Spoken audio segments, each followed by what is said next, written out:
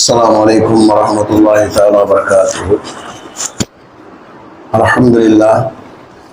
அன்புக்கும் மன்னியத்திற்கும் உரிய அல்லாஹுவின் நல்லடியார்களே, அருமை சகோதரர்களே, அல்லாஹுடைய அல்பெரும் கருணையினால் நாள்தோறும் சில நல்ல விஷயங்களை அறிந்து வருகின்றோம். இந்த அடிப்படையிலே ஹஜ்ரத் ரசூலுல்லாஹி ஸல்லல்லாஹு அலைஹி வஸல்லம் அவர்களுக்கு அல்லாஹு தஆலா வழங்கிய தனிச்சிறப்புகளை நாம் நேற்றைய முன்தினம் உடைய பயானிலே 11 சிறப்புகளை நாம் அறிந்திருக்கின்றோம். 12வது சிறப்பை நான் உங்களுக்கு இப்போது சொல்ல இருக்கின்றேன். அது என்னவென்றால், மற்ற நபிமார்கள் எந்த விஷயங்களை அல்லாஹ்விடத்திலே கேட்டு பெற்றார்களோ அந்த சிறப்புகளை எல்லாம் பெருமானார் ஸல்லல்லாஹு அலைஹி வஸல்லம் அவர்களுக்கு அல்லாஹு தஆலா கேட்காமலே கொடுத்தார். மற்ற நபிமார்கள் எந்த சிறப்புகளை எந்த பாக்கியங்களை கேட்டு பெற்றார்களோ அதையெல்லாம் அல்லாஹு தஆலா கேட்காமலேயே கொடுத்தார். அத்தகைய உயர்ந்த நபிதான் பெருமானார் ஸல்லல்லாஹு அலைஹி வஸல்லம் அவர்கள். கேட்டு பெறுவதை விட கேட்காமல் பெறுவது பெரிய பாக்கியம் இல்லையா? அந்த அடிப்படையிலே அறிஞர் மக்கள் கூறுகிறார்கள், சென்னை புரசைவாக்கத்திலே இமாமாக இருந்து மறைந்த மர்ஹூம் நிஜாமுதீன் ஹஸ்ரத் அவர்கள் தன்னுடைய நூலிலே அதுக்கு 6 விஷயங்களை கூறுகிறார்கள். இப்ராஹிம் அலைஹிஸ்ஸலாம் அவர்கள் தன்னுடைய வாழ்க்கையிலே 6 பாக்கியங்களை அல்லாஹ்விடத்திலே கேட்டு பெற்றார்கள். அதையெல்லாம் அல்லாஹு தஆலா பெருமானார் ஸல்லல்லாஹு அலைஹி வஸல்லம் அவருக்கு கேட்காமலேயே கொடுத்தார். முதலாவது விஷயம் என்னவென்றால், ரப்பனா ஃபிர் லி வலிவாலிதைய வலில் மூமினீன யௌம யகூமுல் ஹிசாப். எங்கள் இரட்சகனே, என்னையும் என்னுடைய பெற்றோரையும் மூமின்களையும் கேள்வி கேட்கின்ற நாளையிலே மன்னித்திடுவாயா என்பதாக இப்ராஹிம் அலைஹிஸ்ஸலாம் அவர்கள் கேட்டார்கள்.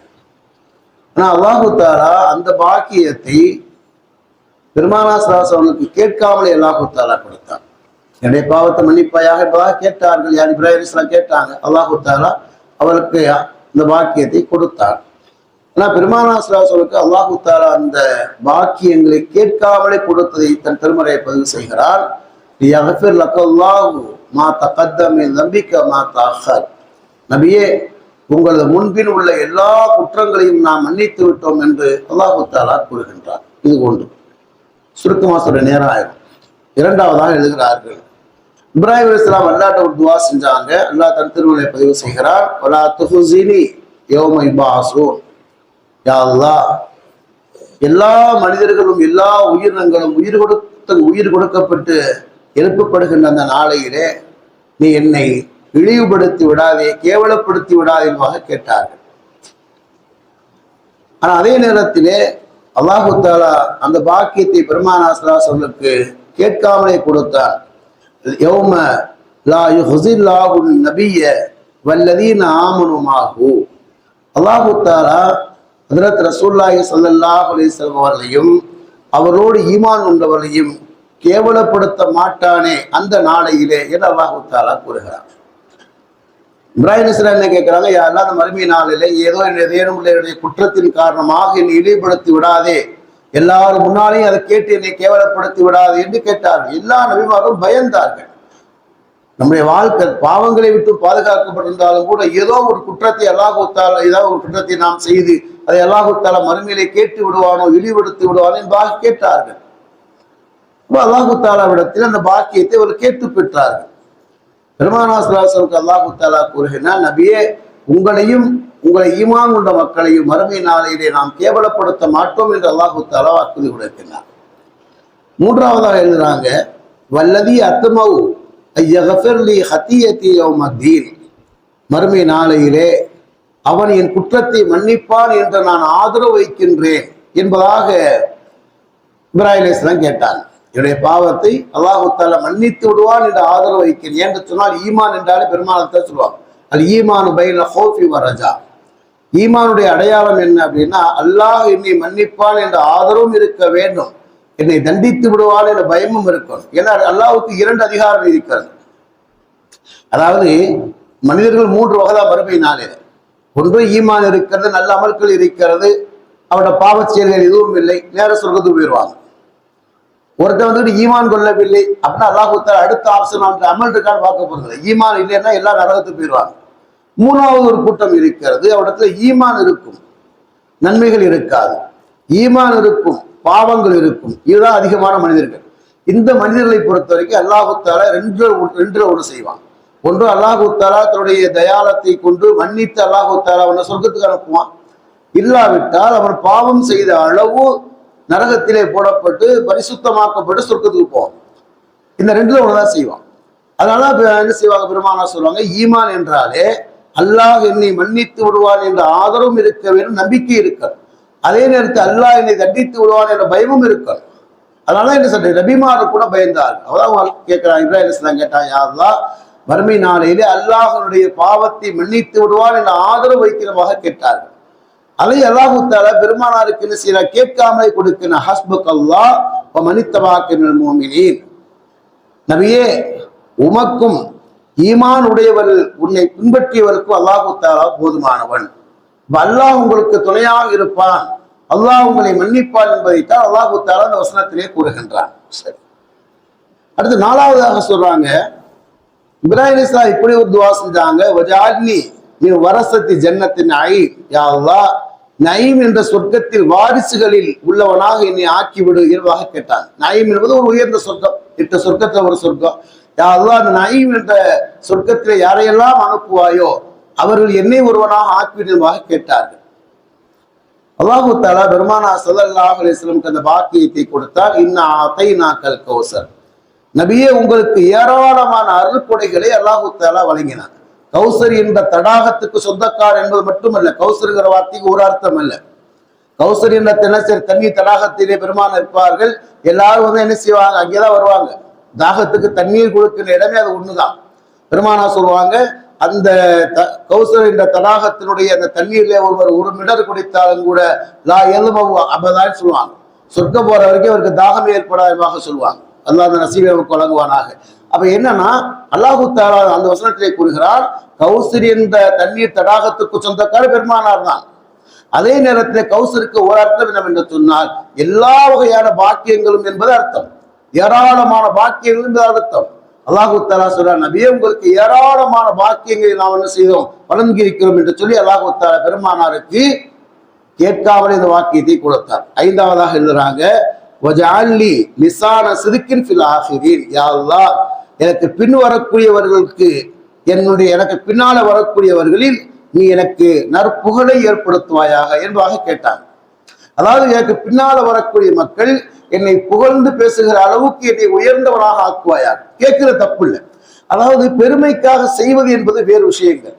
யா அல்லாஹ், எனக்கு பிறகு நான் மறைந்து விட்டாலும் கூட என்னை பற்றி மக்கள் புகழ்ந்து பேசக்கூடிய வாக்கியத்தை வழங்குவாயாக என்பதால் அல்லாஹ் நான் நசீபை வழங்க வேண்டும். ஒரு நேற்றை முன்தினம் இரவு நேரத்தில் ஒருத்தர் பேசிக்கிட்டு இருக்கேன். ஒருத்தர் வஃபாத் ஆயிட்டாரு, அவரை பத்தி அவர் அவ்வளவு சொல்றாரு. நான் சொல்ல, இதை பத்தி சொல்லாதையா, மூத்தா போனே போயிட்டாயா, அவனை பத்தி சொல்லாதையா அப்படிங்கிறா. அதுல உங்களுக்கு என்ன தெரியும், இப்படிலாம் நடந்திருக்க ஜெருத்து. அவர் மூத்தா போயிட்டாரு, அவரால் பாதிக்கப்பட்டவங்க என்கிட்ட சொல்றாங்க ஜெருத்து, அவர் எனக்கு நண்பர் உங்களுக்கு நண்பர், அப்ப கூட சொல்லாம என்ன செய்ய முடியும் அப்படின்னு சொல்லிட்டு சொல்றாரு. அல்லாஹ் காப்பாத்தின ஜெருத், நம்ம மூத்தா போயிட்டா கூட நம்மளை பத்தி மக்கள் நல்லா பேசின ஜெருத்து அப்படின்னு சொல்லி அவர் சொல்றாரு. அவர்கிட்ட பாதிக்கப்பட்டவர் அவர்கிட்ட சொல்லியிருக்காரு, என்னமா என்கிட்ட இப்படி எல்லாம் நடந்து கொண்டு பண துரோகம் தான், பண துரோகம் இப்படி எல்லாம் செஞ்சிருக்காரு, வாங்கினாரு, ஒரு பணம் கொடுக்கவே இல்லை அப்படின்னு சொல்லிட்டு என்ன செய்யறாரு, பணத்து ரீதியாக பாதிக்கப்பட்ட ஒருத்தர் சொல்லியிருக்காரு. அந்த சொல்லியிருக்காங்க. அவர் என்ன செய்யறாரு, யதார்த்தமா வேற விஷயங்கள் பேசும்போது அவர் சொல்றாரு அப்படின்னு, நல்ல வேலை ஜெத்து நம்ம தப்பிச்சோம் அப்படின்னு, நம்ம எல்லாம் எதுவும் கொடுத்து மாட்டல அப்படின்னு சொல்லிட்டு அவர்கிட்ட சொல்றாரு, நல்லா காப்பாத்துறான் சார். என்ன செய்யறாரு, நம்ம இது மாதிரி ஊத்தா போயிட்டா கூட நம்மளை பத்தி 4 பேர் கேவலமா பேசிடக்கூடாது என்பதாக அவர் சொன்னார். உண்மைதான், நம்முடைய மௌத்துக்கு பிறகு கூட மக்கள் நம்ம பேசுறோம். முஷாலா முடிஞ்சா வரக்கூடிய ஜும்மாவில் அதை பத்தி உங்களுக்கு செய்தான்னு சொல்வதாக இருக்கேன். வேற ஆங்கில உங்களுக்கு அதை பத்தி சொல்றாங்க. அப்ப என்ன சொல்றாங்க அப்படின்னா, இப்ராஹிம் அலைஹிஸ்ஸலாம் அல்லாஹ்ட்ட கேட்டாங்க, யா அல்லாஹ், நான் முத்தாயிட்டாலும் கூட எனக்கு பின்னால் வரக்கூடியவர்கள் என்னை புகழ்ந்து பேசக்கூடியவனாக, நல்லவன் என்பதாக பேசக்கூடிய பாக்கியத்தை மூலமாக கேட்டாங்க. அல்லாஹு தஆலா பெருமானாருக்கு கேட்காமல் இந்த பாக்கியை கொடுத்தான். நபியே, உமது புகழை நாம் உயர்த்தி இருக்கின்றோம். அப்படின்னா என்ன அர்த்தம் அப்படின்னா, நீங்க இந்த உலகத்தை விட்டு சென்று விட்டாலும் கூட உலகம் அழிகிற வரைக்கும் உங்களை பற்றி பேசக்கூடிய ஒரு அந்தஸ்தை உங்களுக்கு வழங்கியிருக்கும் என்று அல்லாஹ் தஆலா கூறுகின்றான். ஆறாவதாக சொன்னாங்க, வஜ்ருபுனி வபனிய அந்நாபுதல் அஸ்னாம், யா அல்லாஹ் என்னையும் என்னுடைய பிள்ளைகளையும் சிலை வணக்கத்தை விட்டும் பாதுகாப்பாயாக. என்னையுடைய பிள்ளைகளையும் சிலை வணக்கத்தை விட்டும் பாதுகாப்பாயாக. நபிமார்கள் தன்னுடைய பிள்ளைகளுடைய விஷயத்துல ரொம்ப பயந்ததே அதான். நமக்கு பின்னால் அந்த பிள்ளைங்க காஃபிராயிருவாங்களோ என்பதாக பயந்தாங்க. ஏன்னா எந்த காலத்துல எந்த மனிதனுடைய மனநிலை எப்படி ஆகுங்களோ சொல்ல முடியாது. நீங்க ஆச்சரியமா பார்க்கலாம், அதுக்கு பிறகு எப்படி அந்த பிள்ளைகளை காஃபிர் ஆகுவாங்க என்பதாக. ஏன்னா யாருடைய நிலை எப்படி ஆக யாருக்கு தெரியும்? அதனால பெருமானார் இப்படி ஒரு துவாவை செய்வாங்க, யா முக்கல்லிபல் குலூப், உள்ளங்களை புரட்டக்கூடியவனே, மாற்றக்கூடியவனே, சபித் கல்வி அலா தீனிக்க, யா அல்லாஹ் என்னுடைய உள்ளத்தை ஈமானிலே நிலைத்திருக்க வைப்பாயாக என்பதாக. இன்னைக்கு எத்தனையோ மக்கள் என்ன செய்யறாங்க, ஆரம்ப காலத்தில் ஈமானுடைய மக்கள் என்ன செய்யறாங்க, ஈமானை விட்டும் தடம் புரண்டு போனவர்கள் இருக்கிறார்கள். அதிகமானவர்கள் இல்லை. என பெருமானார் சொல்லுவாங்க, எனக்கு பின்னால் என்னுடைய உம்மத்து காஃபிர் ஆகிருமோ என்பதாக நான் பயப்படவில்லை, அவருக்கு மத்தியிலே செல்வம் அதிகமாகி பிரிந்து போய் விடுவார்கள் என்பதாக நான் பயப்படுகிறேன்னு சொன்னாங்க. செல்வம் அதிகமாக பிரிந்து போயிடுவான். இன்னைக்கு பாத்தீங்கன்னா ஏழைகளுடைய வீட்டில் இருக்கக்கூடிய ஒற்றுமை என்பது செல்வந்தருடைய வீட்டிலாம் இல்லை. எல்லா விஷயத்தையுமே நாம் கண்கூடாகவே எல்லாம் நமக்கு காமிக்கிறோம். அதனால சில நேரத்தில் சுயமாக சில விஷயத்தை சொல்வது புரிந்தவர்களுக்கும் புரிந்து கொள்வாங்க. சில பேர் சொல்லுவாங்க, எல்லாத்துக்கும் சுய விஷயமாக சொல்றீங்க, பார்க்கிற அனுபவத்தை சொல்றோம், அவ்வளவுதான். செல்வந்த குடும்பங்களை வைப்பாரு. இந்த ஃபேமிலியும் நான் பார்ப்பேன், பணக்காரங்களாம் வருவாங்களே தவிர அப்படியே சேர்ல உட்கார்ந்து இருப்பாங்க, அப்படியே வருவாங்க, சாப்பிடாம போயிட்டே இருப்பாங்க. ஒட்டு உரம் ஒண்ணுமே இருக்காது. பேருக்கு உட்கார்ந்துருவாங்க. என்ன பெரிய பணக்காரனா ஒட்டு உரம். அது ஏழைகளுடைய வீட்டில் பாருங்க, விழுந்து விழுந்து எல்லாரும் வேலை பார்ப்பாங்க. உண்மையா தானே? அப்ப பெருமானா துவா செய்கிற காரணத்தினால நம்முடைய உம்மத்தில் அதிகமானவங்க காஃபிராயிட மாட்டாங்க. ஆனாலும் கூட காஃபிராக கூடிய சூழல் இருக்கா இல்லையா? இருக்கா இல்லையா? நான் என்னுடைய கல்லையே நான் 3 பேரை பார்த்துருக்கேன். ஒருத்தர் என்ன செய்யறாரு, ஒரு ஐடில வேலை செய்யறாரு, நமக்கு தெரிந்த குடும்பத்தை சார்ந்த ஒரு ஐடில வேலை பார்க்கிறாரு. நான் விரிவா சொல்ல முடியாது, எல்லாம் ரெக்கார்டிங் கேட்டுட்டே இருப்பாங்க. ஐடில வேலை செய்யறாரு. அவர் நல்ல பையன், ரொம்ப தங்கமான பையன். ஆனா என்ன செஞ்சாரு, ஒரு காஃபி பண்ண விரும்பினாரு, கொண்டாரு, கடைசியில் வந்துட்டு அப்படியே கல்யாணம் பண்ணி அங்கிட்டே வாழ்றாரு. அது காஃபிராவே இருக்கு, இது ஒரு முஸ்லீமாவே இருக்காரு. 2 பேரும் சேர்ந்தா வாழ்ந்துகிட்டு இருக்காங்க. அப்ப எங்களை கூட கேட்டாங்க, அவ்வளவு சொன்னேன் அப்படின்னு, குர்பானி கொடுக்கறது கூட கேட்டாங்க. நான் சொன்னேன், பேர்கள் கேட்பேனா இல்லையா? அப்ப கேட்பேன், அந்த பிள்ளைங்க சொல்ல அந்த பிள்ளை காஃபிரா இருக்கு ஃபர்ஸ்ட்ல முதல்ல, ஆமா அப்படின்னு சொல்றாங்க. அந்த பிள்ளையை கொடுக்க முடியாது. ஏன்னா அந்த பிள்ளை இப்ப தெளிவாவே சொல்லவில்லையோ, அதுக்கு இபாதத்தை கடமையாகாத ஒரு விஷயம். ஒரு காஃபிரான பிள்ளையவே கூட்டு குர்பானை பங்கு சேர்த்தா அப்படின்னா எல்லாருடைய குர்பானையும் கூடாது. சட்டங்களை சொல்லணும். சில பேர் சட்டங்களை சொல்ல மாட்டேங்கிறாங்களே. நான் ஒரு இடத்துல, ஒரு முந்தா நாள் ஒரு இடத்துல உட்காந்துருக்கேன், ஒரு பேசுறாங்க அப்படின்னு கேட்டா, ஒரு தாயும் மகனும் சேர்த்து உமராவுக்கு போகுது. அவரு அந்த என்ன செய்யறாரு, அந்த கூட்டிட்டு போறவர் பேசிக்கிட்டு இருக்காரு. நான் போன என்னுடைய நண்பருடைய வீட்டுல அவர் பேசிக்கிட்டு இருக்காரு. அப்ப என்ன சொல்றாரு அப்படிங்கிற, அந்த புள்ள போன் பண்ணுது. போன் பண்ணல கேட்கிற, போயிடலாமா நீனும் உங்க அம்மாவும் போயிடலாமா, அதெல்லாம் ஒண்ணும் பிரச்சனைமா அப்படின்றாரு. சரின்னு சொல்லிட்டு என்ன செய்யறாரு, அப்ப அவர் கேட்டார், அவருடைய நண்பர் கேட்டாரு, தாயி மகள் உமராக போறாங்களே, ஆண் துறை நான் போகலாமா என்று கேட்டார். இல்ல அதெல்லாம் ஒண்ணும் இல்லை, நான் பேசிட்டேன், அந்த அஜத்துல என்ன கேட்டேன் அப்படிங்கிறார். இந்த அது விரிவா சொல்ல சங்கடமாக எனக்கு என்னத்தை செய்யறது, ரெக்கார்டிங் ஓடுது. அப்போ அவர் போயிட்டு அனுப்பிச்சு போயிட்டாரு. அவர் அனுப்பிச்சு போயிட்டார், பதில் சொல்ல மலைப்பிட்டே போயிட்டாரு. ஏங்கிட்ட இவர் கேட்டார், நான் கூடாது, தாயும் மகளும் உமராக போறது கூடாது, ஆண் துணை என்பது வேறு என்பதா? சரியா விஷயங்களை சொல்லி விட்டுறணும். சரி, எதுக்கு சொல்ல வர அப்படின்னா, அவங்கள்ட்ட நம்ம சொல்லிட்டோம் அப்படிங்கிறோம். இந்த மாதிரி நீங்க குர்பானி கொடுக்க, அந்த பொண்ணு கொடுக்க கூடாது, அந்த பொண்ணு கொடுத்தாலும் இந்த குர்பானி யாருடைய குர்பானி ஏற்றுக்கொள்ளப்படாத, கொடுக்க கூடாது அப்படின்னா என்ன செய்யலாம், சதகாசம் தான். இப்ப எதுக்கு சொல்ல அப்படின்னா, நல்ல பையன், நல்ல பையன், தங்கமான பையன். ஆனா என்ன செய்யறாங்க, இன்னைக்கு அது கலாச்சாரமாகி போச்சு. காதலிச்சதுக்கு பிறகு ஒரு மனசு விரிஞ்சு போயிடும். எதுல விரிஞ்சு போயிடும், நீ ஓ மதத்திலே இருக்கு, நான் ஏ மதத்திலே இருக்கேன். அதே மாதிரி ஒரு டாக்டரை பார்க்கறதுக்கு நான் போயிருந்தேன், ஆர்த்தோ சம்பவம் பார்க்கறதுக்கு போயிருந்தேன், இதே திருச்சிலாம் போனேன். அப்போ முதல்ல வேற கிளினிக்ல பார்த்தாரு. இப்ப என்ன தனியா வீட்டுல பாக்குறாரு. இப்போ வழியக்காக போனா போய் பார்த்துட்டு வந்தேன். நண்பர் சொன்னாரு, போனோம், பார்த்தவனும் வந்தவொடனே கேட்டேன், 2 பேரும் சேர்த்து பாக்குறாங்கப்பா. இங்க ஒரு ஹிந்து பெண்ணுடைய பேர், அவர் டாக்டரா இருக்கு, இவருக்கு பாக்குறாரு, வீட்டிலே வச்சு 2 பேர் பாக்குறாங்க தெரியுதுப்பா. நான் ஏதாச்சும் வசனம். அவன் என்ன சொல்றான் அப்படின்னா, அவன் பொண்டாடி கீழே கரலா இருக்கா, அந்த ஆள் பொண்டாடி கீழே கரலா இருக்கா, அது 2 பேரும் தான் ஓடிக்கிட்டு இருக்கா அப்படிங்கிறான் அவன். அது 2 பேரும் கணவன் மனைவியா தான் இங்கே வேலை பார்த்தாங்க, வீட்டிலே 2 பேரும் பாக்குறாங்க. படித்தவர்கள் தான் என்ன செய்யறாங்க, இந்த மாதிரி ஆயிடுறாங்க.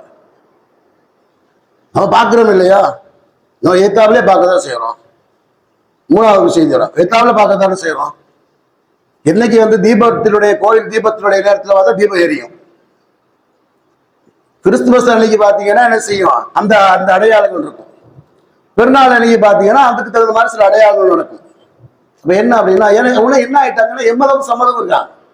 இஸ்லாமிய பார்வை என்பது எம்மதம் சம்மதம் என்பதாவே கிடையாது. அவரவருக்கு அவர் மார்க்கம் தான். ஈமானை ஏற்றுக்கொண்டால் மட்டும்தான் அவர் ஈமானுடையவர்களாக வாழ முடியும். சரி, எதுக்கு சொல்றேன் அப்படின்னா, நல்லா பாதுகாக்க இந்த துவாவை நாம் செய்து வர வேணும்ன்றதுக்காக சொல்றேன். நபிமார்கள் கூட கேட்டாங்க, யா அல்லாஹ் என்னுடைய சந்ததிகளை என்ன செய்யாத, காஃபிராக ஆக்கி விடாதே, அவங்க காஃபிராக ஆகிவிடக்கூடாது என்பதாக இப்ராஹிம் அலைஹிஸ்ஸலாம் கேட்டாங்கன்னு சொல்றேன். வஜ்னுபுனி வபனி அன்னாபுது ரசனா, என்னையும் என்னுடைய குடும்பத்தை என்னுடைய பிள்ளைகளையும் சிலை வணக்கத்தை விட்டு பாதுகாப்பாயாக என்பதாக. ஆனா அல்லாஹு தாலா பெருமானாருக்கு அந்த வாக்குறுதி கொடுத்தான். கேட்காமலே அல்லாஹு தாலா கொடுத்தான். இன்னமா யுரீதுல்லாஹு லியுذஹிப அன்கும் ரிஜ்ஸ அஹ்லல் பைத் வ யத்ஹிரக்கும் தத்ஹீரா. பெருமானார் ஸல்லல்லாஹு அலைஹி வஸல்லம் குடும்பத்தினரை சிலை வணக்கத்தை விட்டும் அவர்களை போக்குவதற்காக, மேலும் அவர்களை தூய்மைப்படுத்துவதற்காக வேண்டி அல்லாஹ் நாடுகின்றான். என்ன அர்த்தம் அப்படின்னா, நபியே நீங்களும் உங்களுடைய குடும்பத்தை சார்ந்தவரும் இணை வைப்பு காரியத்தை செய்யக்கூடியவர்களாக, சிலை வணக்கம் செய்யக்கூடியவர்களாக நீங்கள் ஆக மாட்டீர்கள் என்று அல்லாஹு தாலா கூறுகின்றார். ஆக என்ன சொல்றாங்க அப்படின்னா, பெருமானார் ஸல்லல்லாஹு அலைஹி வஸல்லம் அல்லாஹு தாலா கொடுத்த தனிச்சிறப்புகளில் ஒன்று என்னவென்றால், மற்ற இறை தூதர்கள் எதை கேட்டு பெற்றார்களோ அல்லாஹு தாலா அதை கேட்காமலேயே ஹஜ்ரத் ரசூலுல்லாஹி ஸல்லல்லாஹு அலைஹி வஸல்லம் கொடுத்தார். இது பெருமானாருக்கு அல்லாஹு தாலா கொடுத்த 12வது சிறப்பு. தொடரை இன்ஷா அல்லாஹ் உங்களுக்கு அடுத்து கூறுகிறேன். எதை கேட்டோம் அதை கடைபிடிக்கலாம். அல்ஹம்துலில்லாஹி ரப்பில் ஆலமீன். சுப்ஹானல்லாஹி வபிஹம்திஹி أشهد أن لا إله إلا أنت نستغفرك ونتوب إليك. آمين. سبحان ربي رب العزة عما يصفون وسلام على الحمد لله.